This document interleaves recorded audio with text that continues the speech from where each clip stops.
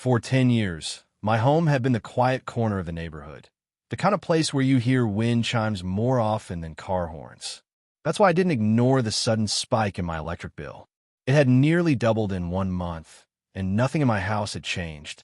I tried to shrug it off as a seasonal thing, but something didn't sit right. A few days later, while walking past my garage at dusk, I noticed the outdoor outlet cover barely hanging open. A thick extension cord trailed across my lawn, the type people use for heavy equipment. Kids wouldn't drag something like that around. Someone had plugged into my power. I followed the cord slowly, feeling my irritation rise with every step. It ran straight toward my fence, then slipped underneath it. Someone wasn't just being sneaky. Someone was literally stealing electricity from me. The next night, I decided to stay up. I turned off all the house lights, sat by the window, and waited. Around 11:30 p.m., a pair of headlights drifted down the normally empty street. A white Tesla rolled to a stop right at my fence line. And of course, out stepped her. Karen, the self-appointed queen of our HOA. Hair perfectly stiff from hairspray, slippers matching her robe, and an entitled stride that could crack concrete. She didn't see me. Instead, she crouched, grabbed the hidden extension cord end, and plugged it into her Tesla like she'd been doing it for weeks. I stepped outside. Didn't know my outlet was a public charging station. She jumped, then immediately scowled. "Oh, please," she snapped. "This is community property. The HOA decided all external outlets must be accessible for neighborhood use."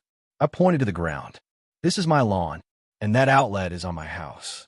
She rolled her eyes. "You're being dramatic. It's just electricity. You can afford it."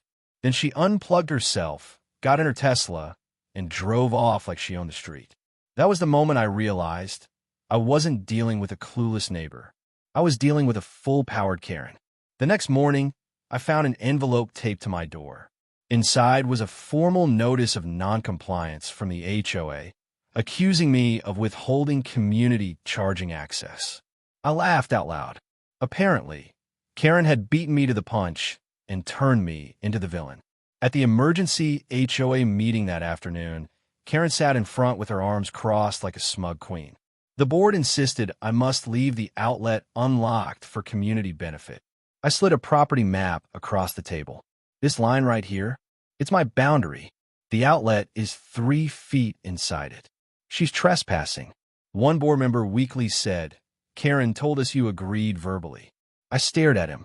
I absolutely did not. They shifted uncomfortably, but Karen's influence ran strong. "Regardless," the chairperson said, "we expect neighbors to cooperate." "Cooperate?" I shot back. "She's stealing power." Karen sniffed dramatically. "If you weren't so cheap, we wouldn't be here." Cheap. That word did something to me.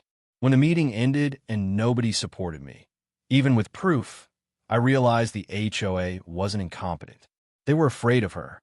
And if they weren't going to stop her, I'd have to do it myself. Legally, smartly, and permanently. The week that followed felt like a bad sitcom. 3 different nights, I caught Karen sneaking in to charge her Tesla. Each time she used a new trick, hiding the cord under leaves, waiting until after midnight, even parking without headlights to stay invisible. What she didn't know was that I had installed new outdoor cameras that captured everything in crystal clarity.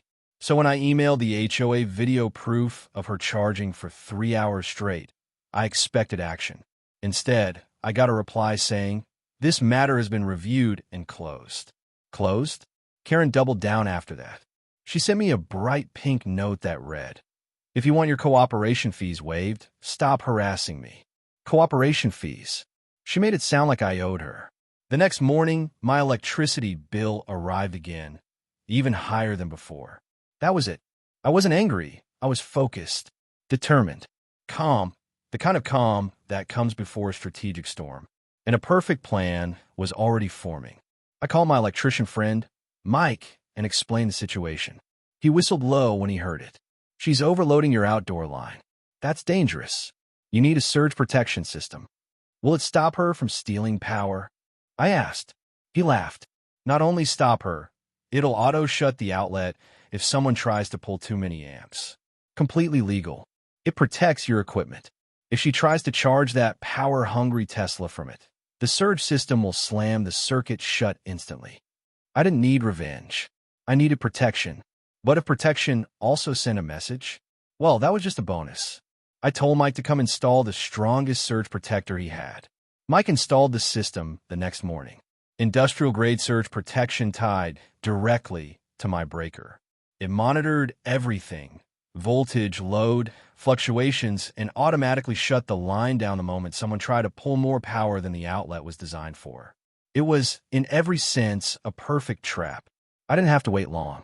That very night, at exactly 12:14 a.m., Karen slithered her Tesla into position.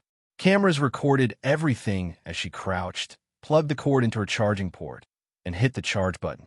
For 5 glorious seconds, everything was normal. Then, pop, the surge protector slammed the circuit off.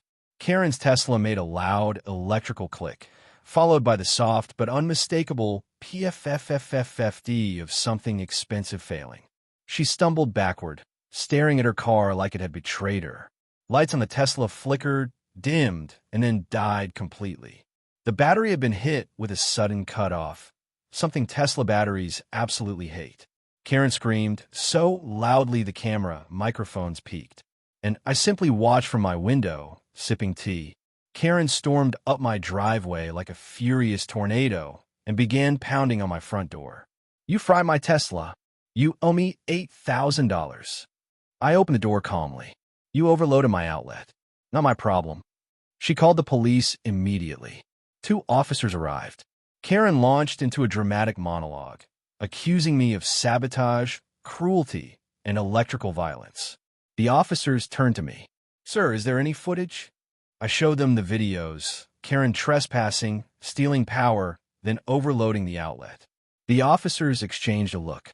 "Ma'am," one said, "you committed theft of utilities. You're lucky he's not pressing charges." Karen gasped like a fish. They warned her to stay off my property or face arrest. For the first time, Karen had no comeback. The next morning, the HOA sent me a furious letter claiming I had damaged community property, meaning Karen's Tesla.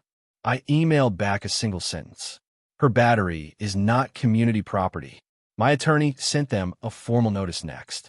It included camera footage, trespassing timestamps, property map, police warnings, and a threat of legal action if harassment continued. Within hours, the HOA sent a very different email.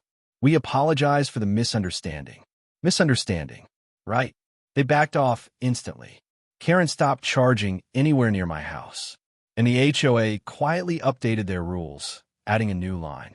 Unauthorized use of private electrical sources is strictly prohibited. I wonder why. Since that night, life has been quiet again. Karen avoids me like I'm radioactive. Sometimes she drives past slowly, glaring, but she never steps foot on my lawn again. Neighbors thank me privately. They've been dealing with her nonsense for years, but were too nervous to confront her. The HOA has been strangely polite ever since, almost scared. My electric bill went back to normal. My peace returned, and Karen learned a lesson she'll never forget. Don't steal power from someone who knows how to shut yours off legally.